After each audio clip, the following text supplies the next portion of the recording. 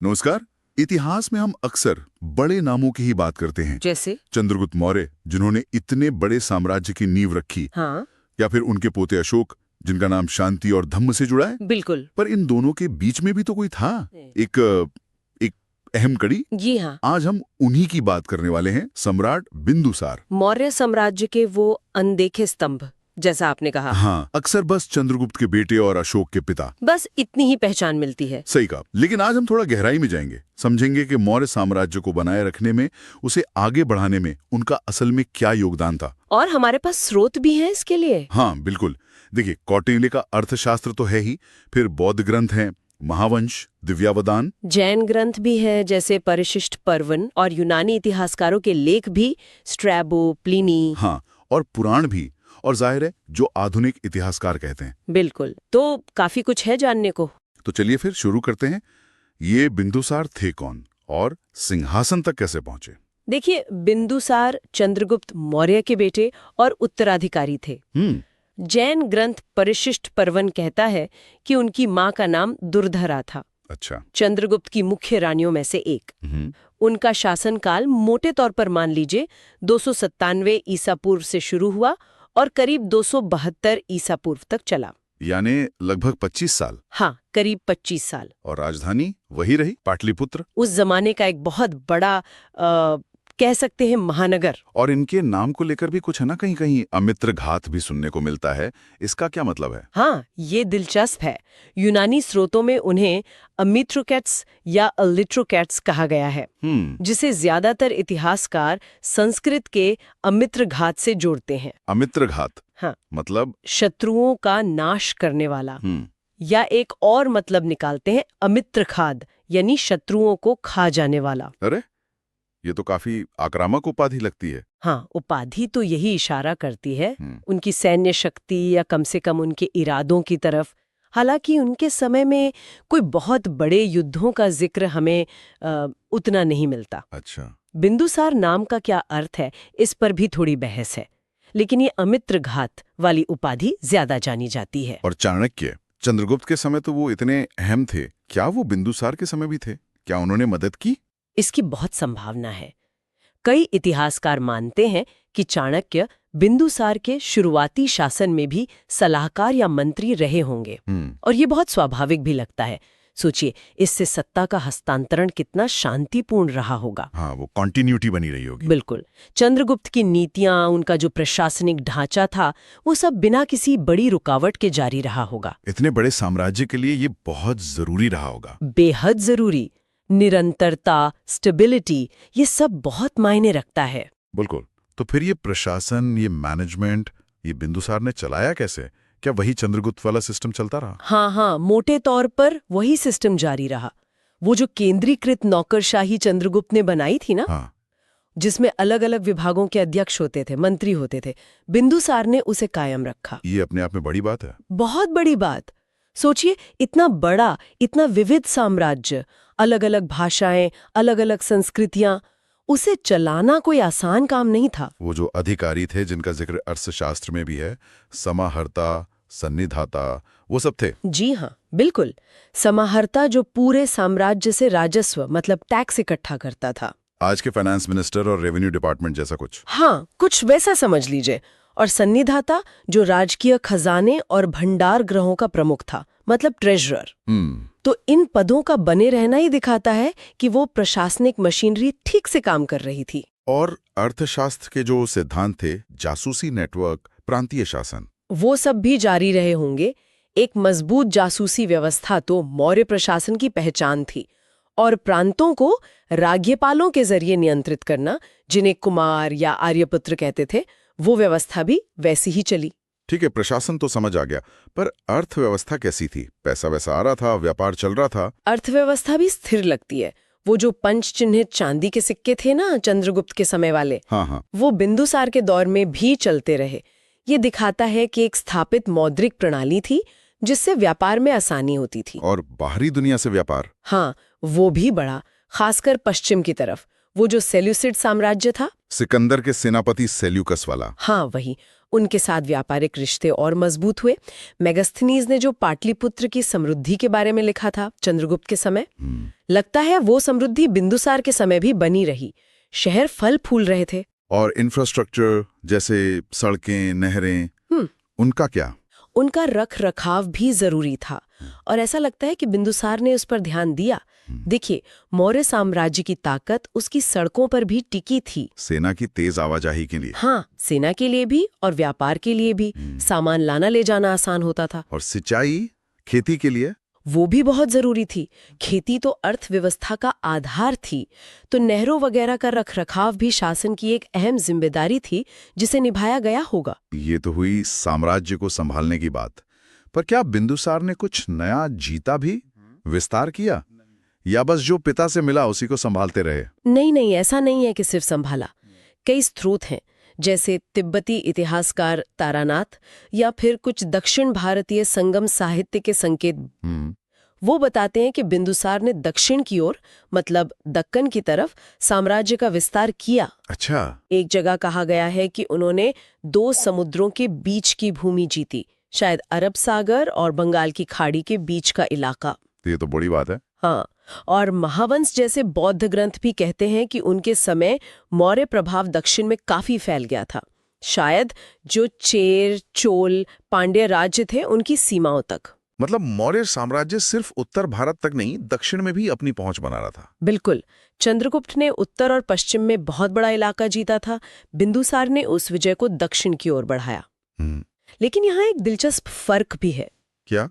ऐसा लगता है कि चंद्रगुप्त का जोर नई जमीनें जीतने पर ज्यादा था, जबकि बिंदुसार का फोकस शायद जीते हुए इलाकों को साम्राज्य में ठीक से मिलाना, वहां व्यवस्था बनाना, इस पर ज्यादा था। मतलब विजय के साथ साथ कंसोलिडेशन, एकीकरण। हाँ बिल्कुल, इसे आप विजय और एकीकरण की मिलीजुली नीति कह सकती हैं। और पश्चिमी सीमा, जो इलाके सेल्यूकस ने चंद्रगुप्त को सौंपे थे, अफगानिस्तान, बलूचिस्तान वाले, उन पर मौर्य नियंत्रण बना रहा। बिंदुसार ने समझदारी दिखाई, उन्होंने सेल्यूसिड साम्राज्य के साथ अच्छे कूटनीतिक संबंध बनाए रखे। सेल्यूकस के बाद जो राजा आया उससे? हाँ, सेल्यूकस का उत्तराधिकारी था एंटियोकस प्रथम सॉटर। बिंदुसार ने उसके साथ दोस्ती जारी रखी। इसका फायदा ये हुआ कि पश्चिमी सीमा पर शांति बनी रही, कोई बड़ा बाहरी युद्ध नहीं हुआ। तो मतलब वो लड़ाई से ज्यादा डिप्लोमेसी पर यकीन करते थे? ऐसा लगता है, कम से कम स्थापित ताकतों के साथ। शायद उन्हें लगा कि जो है उसे संभालना और मजबूत करना ज्यादा जरूरी है। आपने सेना का जिक्र किया था पहले। प्लिनी ने तो बहुत बड़ी सेना बताई है, 6 लाख पैदल सैनिक, 30,000 घुड़सवार, 9,000 हाथी। क्या बिंदुसार ने इसका इस्तेमाल किया? सेना तो विशाल थी ही, वो तो विरासत में मिली थी, और जैसा हमने कहा, दक्षिण के अभियानों में उसका इस्तेमाल जरूर हुआ होगा। मतलब एक तरह से डराने के लिए, डिटरेंस। हाँ बिल्कुल, इतनी बड़ी ताकत रखो कि कोई हमला करने की सोचे भी नहीं। उन्होंने चंद्रगुप्त की तरह बड़े पैमाने पर विजय अभियान नहीं छेड़े, बल्कि इस साम्राज्य को मजबूत करने, कंसोलिडेट करने पर ज्यादा ध्यान दिया। कूटनीति की बात चल रही थी। सेल्यूसिड साम्राज्य के साथ रिश्तों का कोई और दिलचस्प किस्सा है क्या? हाँ, एक बहुत मशहूर किस्सा है। यूनानी लेखक स्ट्रैबो ने लिखा है। अच्छा, क्या? कहा जाता है कि बिंदुसार ने सेल्यूसिड राजा एंटियोकस प्रथम को एक चिट्ठी लिखी और उसमें 3 चीजें भेजने को कहा। 3 चीजें? क्या क्या? मीठी यूनानी शराब, सूखे अंजीर और एक सोफिस्ट। सोफिस्ट मतलब दार्शनिक? हाँ, एक फिलोसोफर। तो एंटियोकस ने शराब और अंजीर तो भिजवा दिए। और दार्शनिक? दार्शनिक नहीं भेजा। साथ में संदेश भेजा कि भाई, हमारे यूनानी कानूनों के हिसाब से दार्शनिकों का व्यापार नहीं किया जा सकता। ये तो मजेदार है ना? ये दिखाता है कि रिश्ते सिर्फ औपचारिक नहीं थे, थोड़े अनौपचारिक, दोस्ताना भी थे। हाँ, और उस जमाने में कल्चरल एक्सचेंज भी होता था, ये भी पता चलता है। बिल्कुल। और देखिए, सिर्फ बाहरी कूटनीति नहीं, बिंदुसार को अंदरूनी कूटनीति में भी माहिर होना पड़ा होगा। मतलब इतने बड़े साम्राज्य में जो अलग अलग प्रांतों के गवर्नर थे, राजकुमार थे, उनको संभालना, उनकी वफादारी बनाए रखना। हाँ, कहीं कोई विद्रोह न कर दे। बिल्कुल। जैसे कहा जाता है कि तक्षशिला में उनके समय में एक विद्रोह हुआ था। अच्छा। हाँ, और उसे दबाने के लिए अशोक को भेजा गया था, जो उस समय शायद उज्जैन के गवर्नर थे। तो ऐसी अंदरूनी चुनौतियों से भी निपटना पड़ता था। ये बात तो है। अच्छा, अब एक और बड़े दिलचस्प पहलू पर आते हैं, धर्म। हमें पता है चंद्रगुप्त ने बाद में जैन धर्म अपना लिया था। और अशोक तो बौद्ध धर्म के सबसे बड़े संरक्षक बने। हाँ, तो बिंदुसार वो किस धर्म को मानते थे? ये एक ऐसा सवाल है जिसका कोई एक पक्का जवाब हमारे पास नहीं है। अच्छा, मतलब रहस्य है। हाँ, कुछ हद तक। देखिए, कुछ बौद्ध ग्रंथ हैं जैसे दिव्यावदान, वो इशारा करते हैं कि उनका झुकाव शायद आजीवक संप्रदाय की ओर था। आजीवक? ये कौन थे? आजीवक उस समय का एक प्रमुख दर्शन था। वो नियतिवाद में मानते थे, मतलब भाग्य ही सब कुछ है। कर्म या ईश्वर की भूमिका को वो नहीं मानते थे। अच्छा। और कहा जाता है कि बिंदुसार ने आजीवक सन्यासियों को दान भी दिया था। लेकिन क्या उन्होंने इसे राजकीय धर्म बनाया जैसे अशोक ने बौद्ध धर्म को बनाया? नहीं, ऐसा कोई सबूत नहीं है। और शायद यही बिंदुसार की धार्मिक नीति की सबसे खास बात है। क्या मतलब?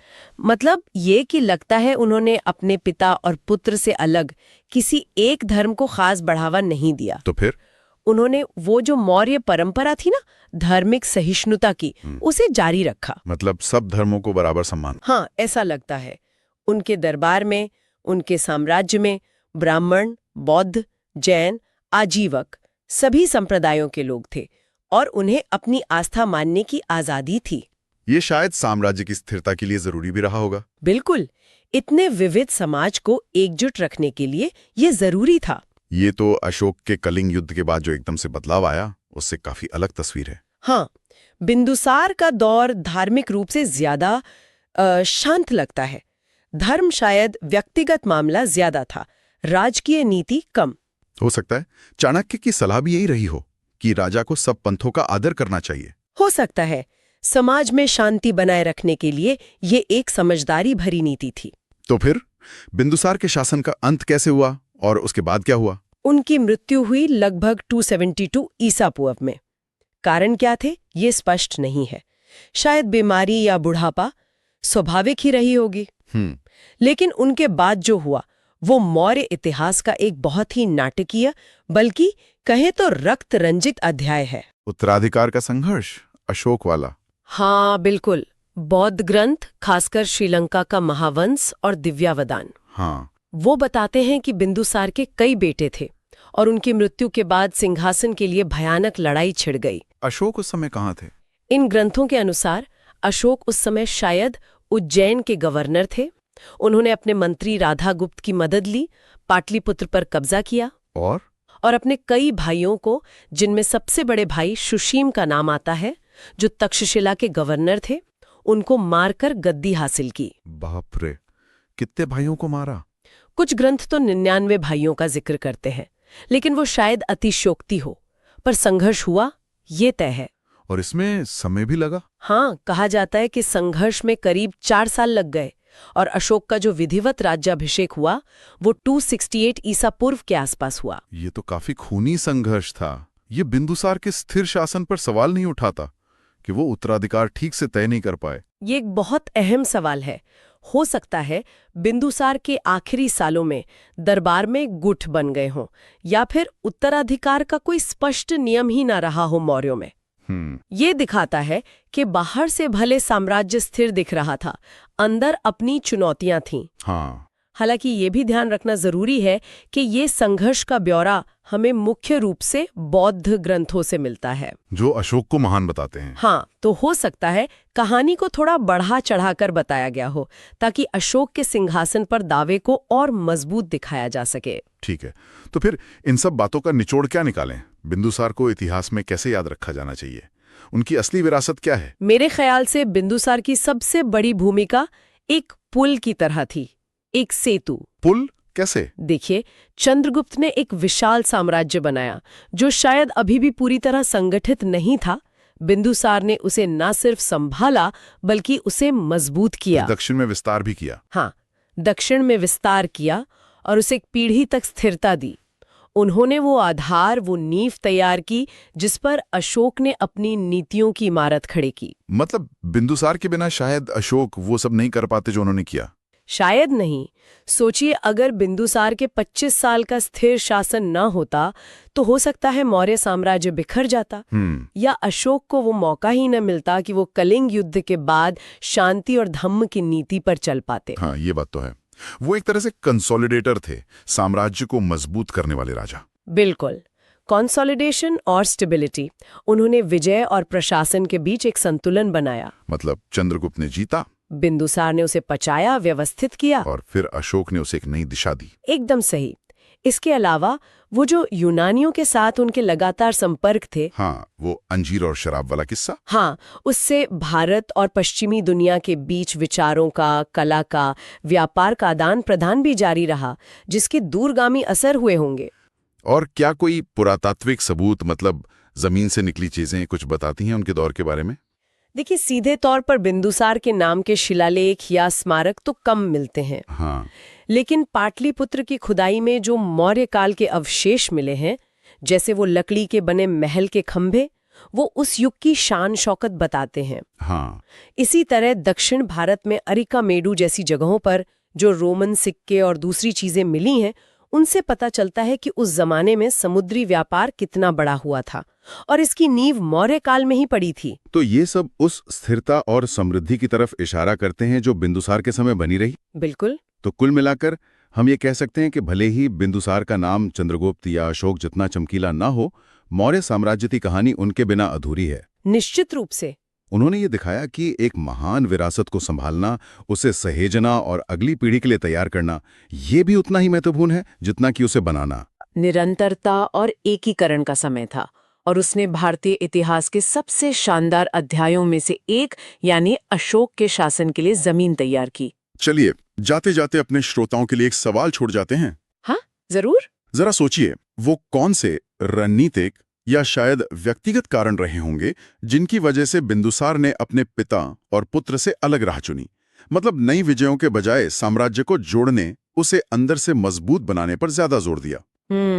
ये सोचने वाली बात है। क्या ये उस समय की जरूरत थी या ये उनके अपने स्वभाव, उनके अपने व्यक्तित्व को दिखाता है?